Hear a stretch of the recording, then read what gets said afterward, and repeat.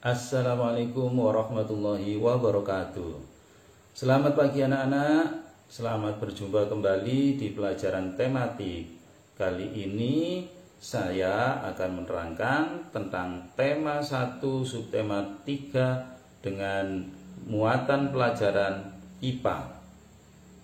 Nah anak-anak dipersiapkan buku catatannya dan juga kitab tematik tema 1 subtema.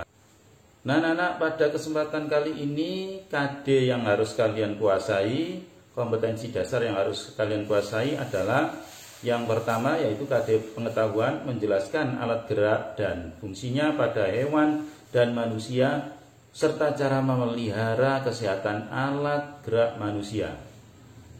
4.1 atau KD keterampilannya adalah membuat model sederhana alat gerak manusia dan hewan. Cara memelihara kesehatan alat gerak manusia. Kita perlu menjaga kesehatan tulang dan otot karena hampir semua aktivitas kita menggunakan alat gerak berupa tulang dan otot. Tahukah kamu bagaimana cara memelihara kesehatan tulang dan otot dengan baik dan benar? Pertama, cara memelihara kesehatan alat gerak adalah dengan makan makanan yang bergizi dan seimbang. Kemudian yang kedua yaitu posisi tubuh diusahakan tegak.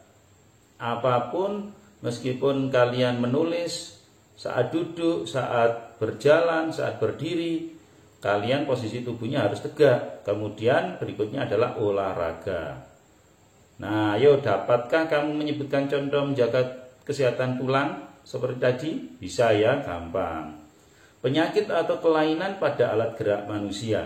Kalau kita tidak menjaga kesehatan, maka akan muncul penyakit seperti ini, yaitu yang pertama, retak dan patah tulang, disebabkan oleh benturan benda keras berupa kecelakaan atau jatuh. Kemudian skoliyosis, lordosis, dan kifosis, kelainan tulang punggung karena kebiasaan kita yang tidak tegak ya. Kemudian rakitis, yaitu disebabkan kekurangan gizi seperti fosfor, kalsium, dan vitamin D. Dan yang terakhir adalah osteoporosis, yaitu disebabkan karena menurunnya kepadatan tulang akibat apa? Akibat dari kekurangan kalsium dan fosfor.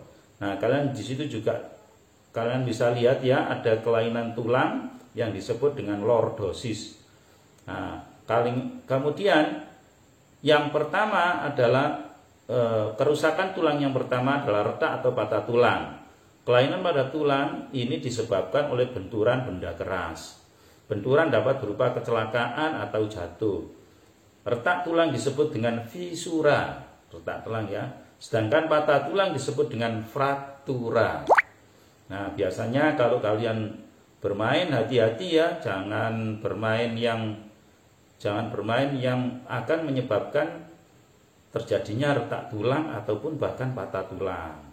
Skoliyosis, lordosis, dan kifosis itu yang seperti saya sampaikan tadi, bahwa itu adalah kelainan tulang punggung yang membengkok ke arah samping, itu disebut skoliyosis. Sedangkan lordosis merupakan kelainan tulang punggung yang membengkok ke arah depan tubuh.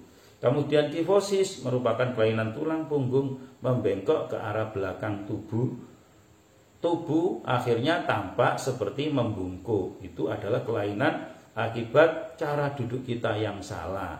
Cara duduk kita yang tidak tegap, berjalan kita yang tidak tegap akan menyebabkan kelainan pada punggung tersebut. Kalian bisa melihat ya gambarnya tersebut.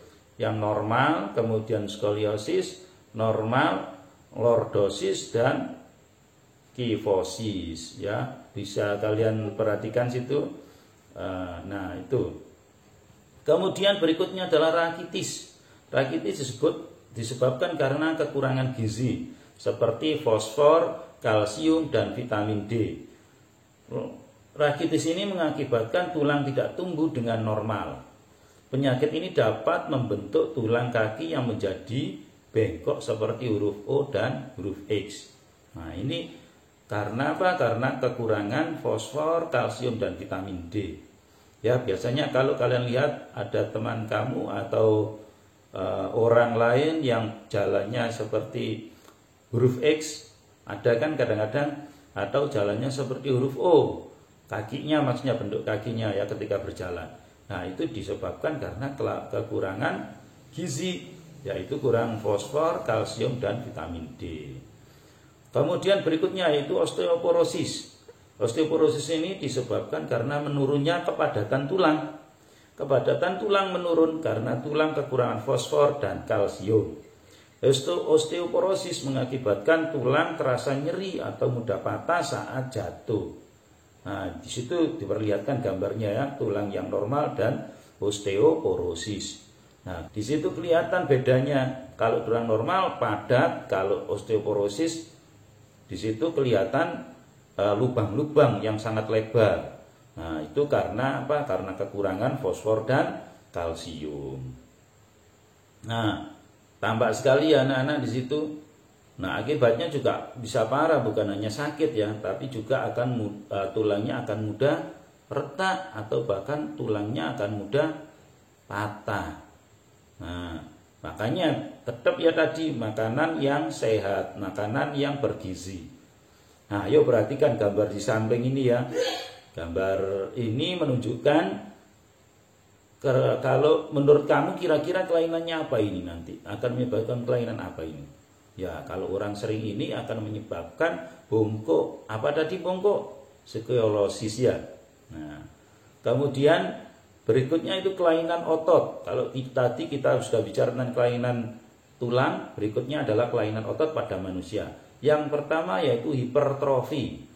Hipertrofi adalah pembesaran otot akibat bekerja terus-menerus secara berlebihan, terlalu banyak terbebani ototnya. Kemudian atrofi, kelainan berupa otot yang mengecil, lemah dan menurun fungsinya. Ini justru kebalikannya, jarang dipakai. Akhirnya menyebabkan atrofi tadi ya, jarang dikasih beban. Kemudian stiff, kaku leher, sakit pada otot leher yang diakibatkan karena cedera otot, infeksi meningitis atau gerakan tiba-tiba. Nah, biasanya disebut dengan kenger ya. Nah, itu. Kemudian berikutnya tetanus, yaitu kejang atau kaku pada otot yang disebabkan oleh infeksi bakteri Clostridium tetani. Nah, penyebab gangguan kesehatan alat gerak.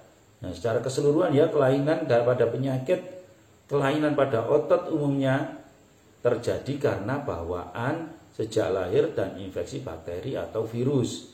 Itu adalah penyebab gangguan kesehatan alat gerak.